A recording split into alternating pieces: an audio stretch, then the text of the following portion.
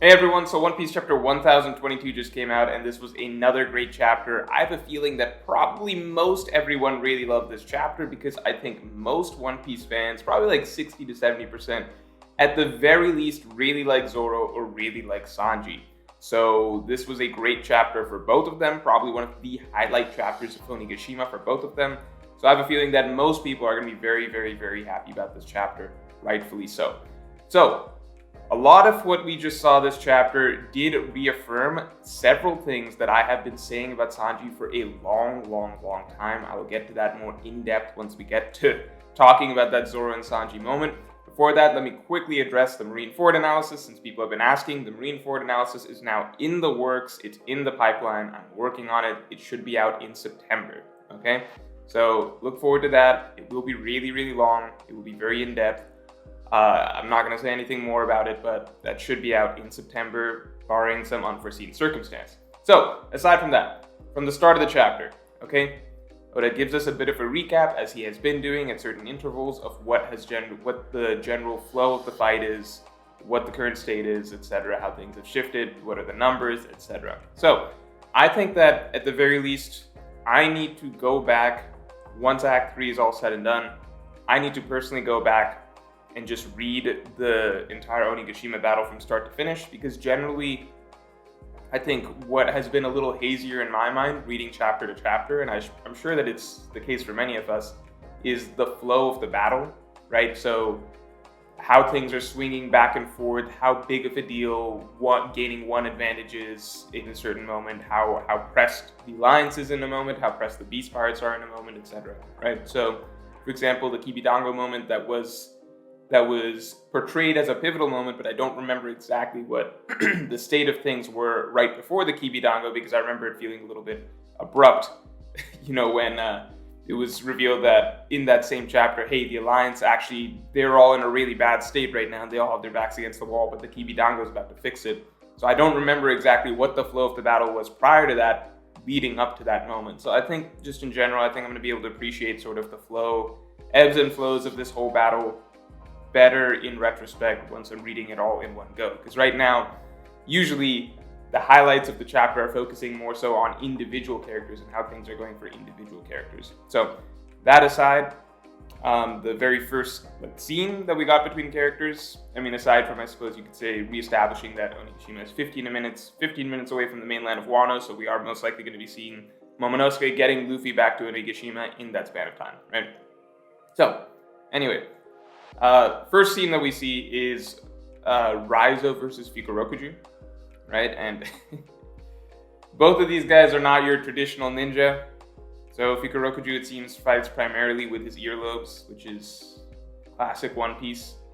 I'm interested to see how Oda does a ninja fight. I guess any Naruto fans should be interested in this as well, because this is, I guess, going to be Oda's take on, on a classic Naruto ninja duel. Let's see what sort of jutsu he can pull out. Raizo's little speech didn't hit that hard with me, partly because this was something that I mentioned, while Oden's flashback was going on. I think in retrospect, I really enjoyed Oden's flashback for Oden's part of the story and Oden being a main character.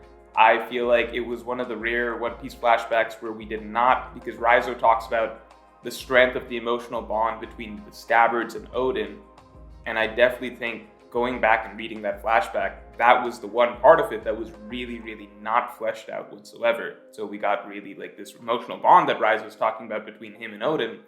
That was just a single panel, right? That was a single panel where Oda narrates, oh, Oden took in Raizo. You know what I'm saying? Compared to a lot of previous backstories where, we feel the bond between Chopper and Hiro. We feel the bond between Robin and Saul. These things are really important because those things carry a lot of weight in the current storyline because those things get to be fleshed out during backstories. So that was the one part, I guess, of Raizo's speech that I was kind of rolled my eyes. I was like, I don't really feel much of an emotional bond between you and Oden, aside from you guys, talking about how much you missed Oden all the time. So that aside, I hope at least the fight is good. And now the really good part of the chapter, which is, of course, the main stage.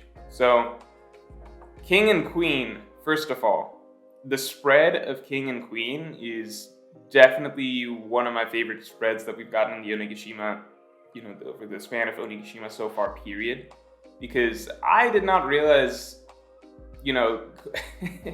Queen's form, last we saw it, was, I don't know, it didn't look that impressive to me when we saw his hybrid form against Sanji.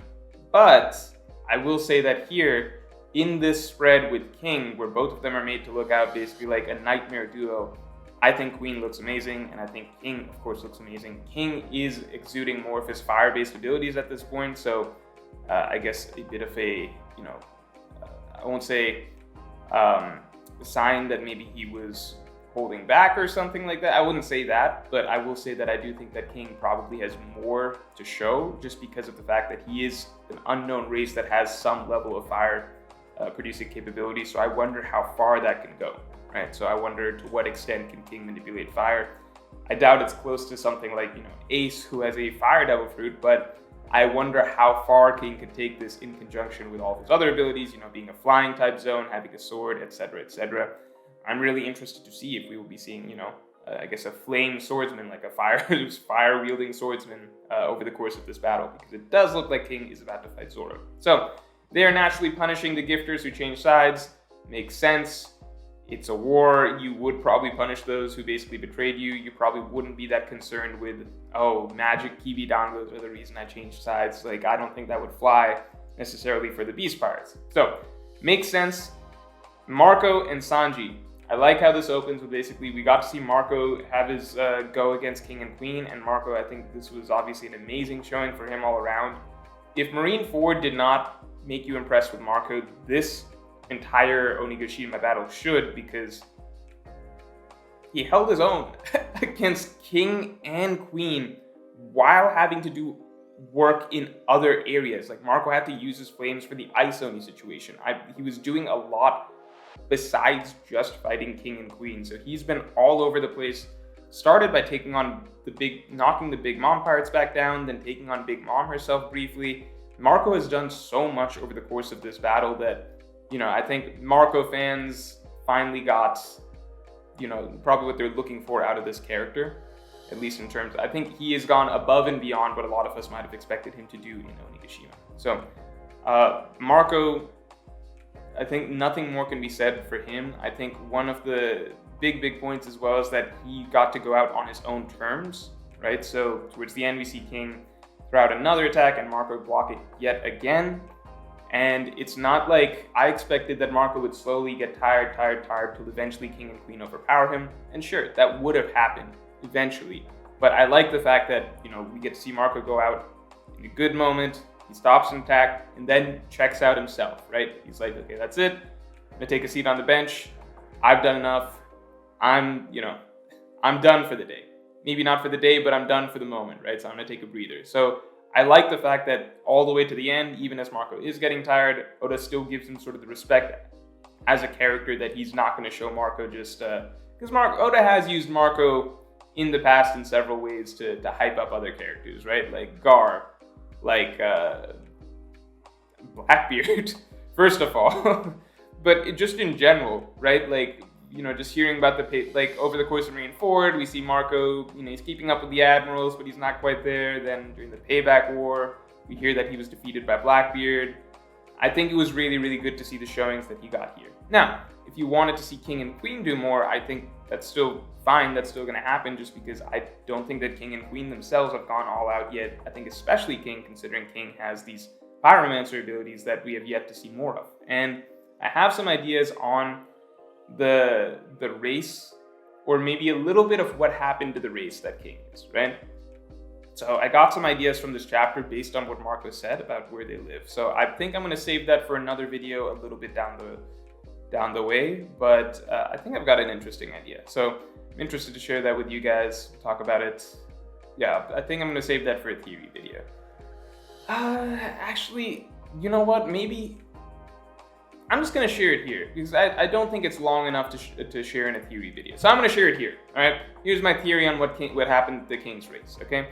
King comes from a race on the red line, right? Comes from a race on the red line, But this race is supposedly extinct, or close to extinct. Very, very rare, very hard to find in the world. Big Mom doesn't have any of those, king species type people in her collection of crewmates that she wants, right?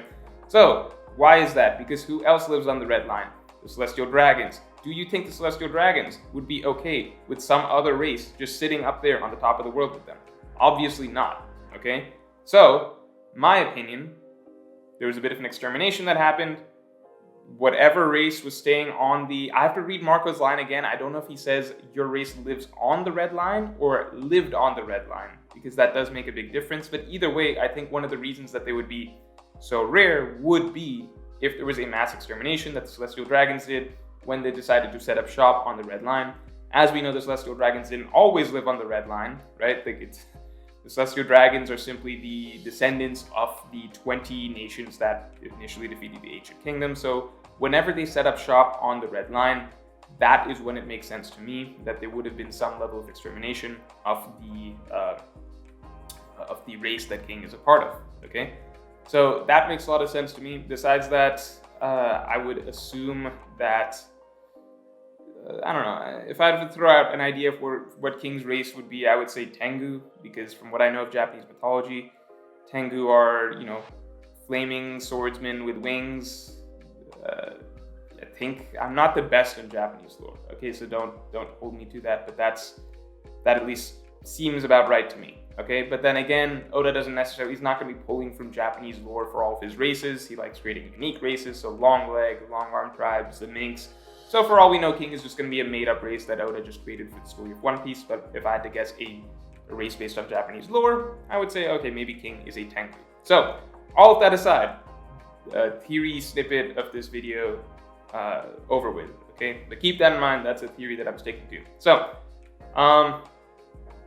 where was I? Yeah, Sanji. Sanji, it sounds like, did a good job as well. Off-screen, fighting against King and Queen. At least that seems what it was implied. And I really, really like how with Zoro's return, here's what I really, really like about Zoro's return in this chapter. So one, I think in general, strong Enies Lobby vibes going on here across the board, right? Which is that Enies Lobby was the last time that we got a really, really, I'd say, thorough battle where all of the Straw Hats get a fight. Everyone gets a fight against a significant opponent from top to bottom. Not literally everyone. I mean, I can understand that, maybe Chopper doesn't get a fight here. I still hope Usopp gets a fight, etc. But similar to Enies Lobby, it seems like this is the first time in a long time where everybody, for the most part, Usopp didn't get a battle in Enies Lobby either. Neither did Robin. Anyway, side note. Everyone for the most part, you get what I'm saying. Everyone for the most part gets a major battle, right? So in Enies Lobby last we saw a similar situation with Sanji with the Khalifa incident, right?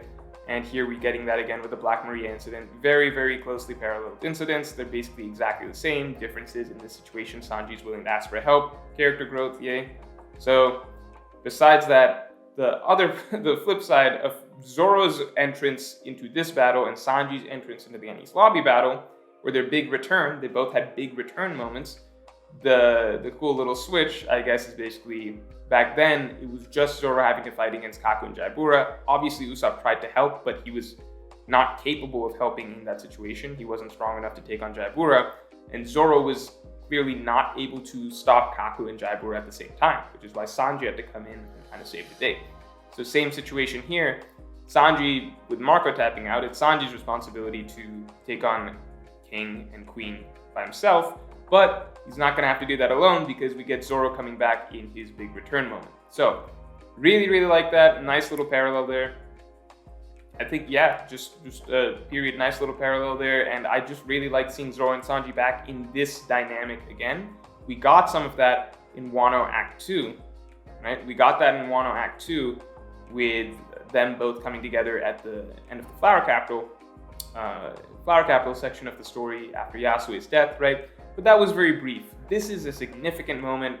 Marco's talking about them being the stars coming out, to take the main stage and basically take on the two strongest members of the Beast Pirates. So really, really, really cool to see. And the thing that I'm going to talk about this more in depth in a video coming around on Tuesday, because I really, really, really want to take all of the discussion that has been around the Zoro-Sanji dynamic and break that down in that video. The two things I'm going to say here are that this reaffirms a lot of what I've been saying about Sanji and Zoro and Sanji for a long period of time, which is that just because Oda is willing, like he's fine letting Sanji's portrayal and his feats or whatever slide for long periods of time, Oda will always, and has consistently throughout the series, when it comes time for the big fights, when all the Straw Hats are getting their 1v1s, etc., Oda always makes sure to reestablish Sanji's place in the crew as being one of the monster trio, right up there with Luffy and Zoro, as the top 3 fighters of the crew, a step above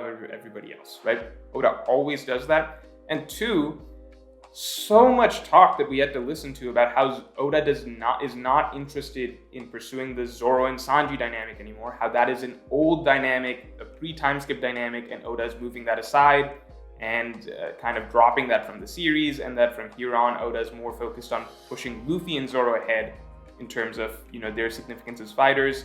He wants to portray Sanji more as a cook, stuff like that. And people saying, well, that just makes sense for where we're at in the series. Obviously, Sanji's not going to keep up, and he's not going to keep up a rivalry with Zoro going all the way to the end because Zoro's aspirations are so high, yada, yada, yada. That is such a shallow way of looking at it, and such a narrow way of looking at how Oda actually writes these dynamics over the course of the series. Again, look out for that video. But all I can say is that Oda shouldn't have to come out in SBSs and be like, Zoro and Sanji are the wings of the Pirate King. He shouldn't have to have Robin write in a quote saying, Zoro and Sanji are the wings of the Pirate King. If you have any reading comprehension whatsoever and have been following the story whatsoever, you should understand that the Zoro-Sanji rivalry and dynamic is never going away, and it's one of Oda's favorite dynamics in the series. It's a staple that he keeps going back to over and over, just as much as Luffy and Zoro, and both those things can be true. Just because we go through, people live so moment to moment, just because we go through a stretch of chapters where Oda is not playing up the Zoro-Sanji dynamic that much, doesn't mean he's going to abandon what he's been writing, the character dynamic he's been writing around for the vast majority of the story. So I'm glad that that is back and undeniably, still present in One Piece. I don't think you can read this chapter and tell yourself that, okay, Oda doesn't care about Zoro and Sanji together anymore, and he's not going to write them as a as a bit of a rivalry or a bit of a duo anymore. He's not going to treat them as Luffy's right and left hand anymore. All of that is still going to happen, and that's going to happen all the way through the end of the story. So, look forward to the video coming out next week, and that's all for this video. I will talk to you all later.